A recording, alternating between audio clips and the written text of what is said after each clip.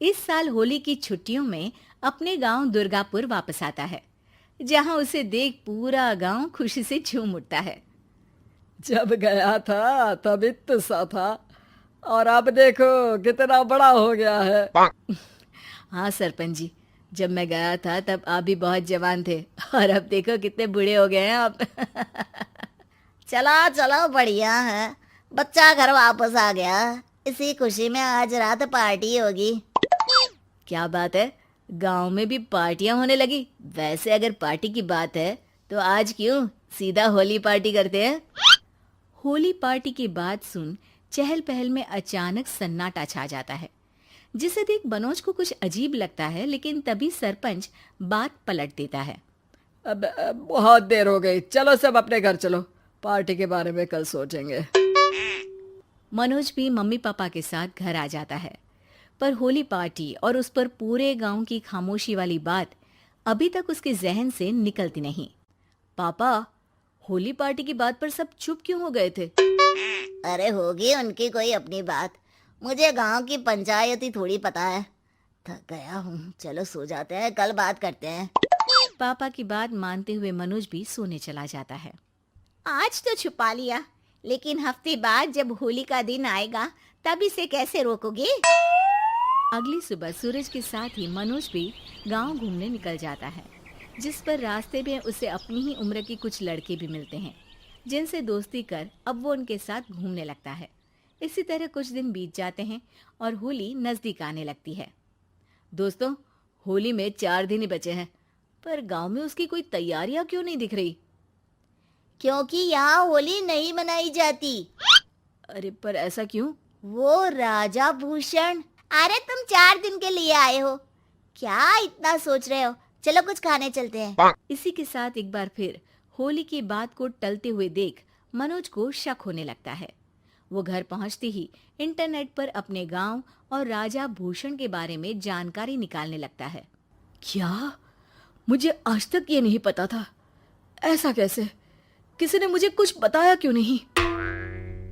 सारी जानकारी लेने के बाद मनोज गांव वालों या अपने मम्मी पापा से कुछ पूछे बिना खुद ही उसकी सच्चाई के बारे में छानबीन करने लगता है, जिसके चलते वो राजा भूषण की हवेली में पहुंचता है। वाह, क्या हवेली है यार। पर क्या यहाँ सच में कोई भूत है? हेलो भूत जी, कोई है क्या? हम इस साल गांव में होली सेलिब्रेट कर रहे हैं, क्या आप उस पर थोड़ा इंटरव्यू देंगे? मनोज के ऐसा बोलते ही गांव में तूफान उठ जाता है और हवेली में रखी सारी चीजें हिलने लगती है।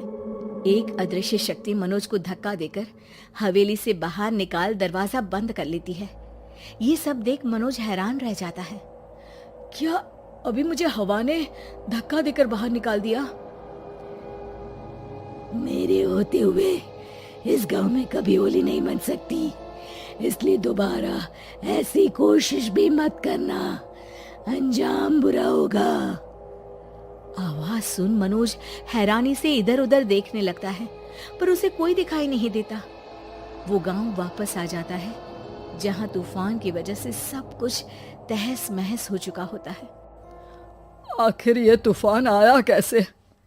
ना ऐसा कोई मौसम था और ना ही हमने होली का त्योहार मनाने की बात की थी। सरपंच की बात पर कोई रिएक्शन दिए बिना मनोज चुपचाप अपने घर चला जाता है। इस तरह देखते ही देखते होली का दिन भी आ जाता है और मनोज रंग लेकर गांव में निकल जाता है, लेकिन गांव पूरी तरह खाली होता है। अरे त्योहार का दिन है, धूमधाम की जगह मातम क्यों मनाया हुआ है? मनोज की आवाज सुन सब अपने घर की खिड़कियां खोल के घर के अंदर से ही उसे वापस जाने के लिए कहने लगते हैं, पर वो किसी की नहीं सुनता। तुझे पहले भी समझाया था, अगर होली खेलने की कोशिश भी की तो अच्छा नहीं होगा।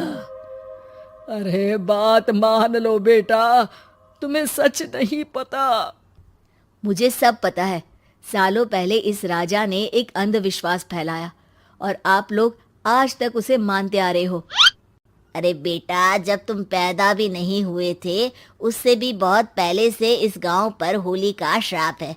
अगर गांव में होली का त्योहार मनाया जाता है तो प्रलय आना पक्की बात होती है।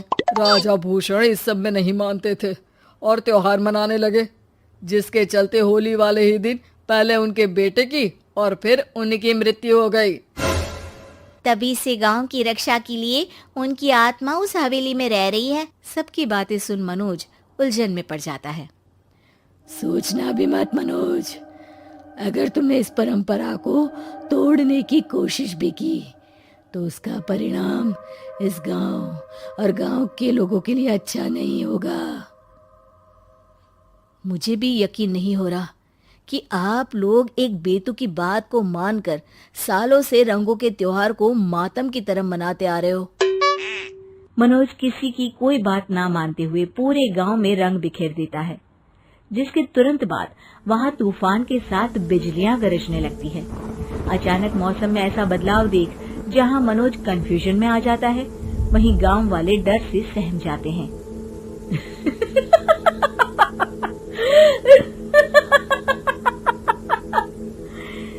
इस लड़के ने हमारे जैसे सिर्फ अपने स्वार्थ के लिए नहीं बल्कि पूरे गांव की खुशियों के लिए यहाँ होली मनाई है, जिस वजह से अब इस गांव पर होली का श्राप टूटता है। ऐसा बोलकर राजा का भूत वहां से गायब हो जाता है, जिसके बाद गांव के लोग धूमधाम से होली मनाते हैं। खुशियों के रंग गांव में बिखरे ही होते हैं कि अगली सुबह अचानक मनोज कहीं गायब हो जाता है और एक बार फिर गांव में होली का नया राज शुरू हो जाता है।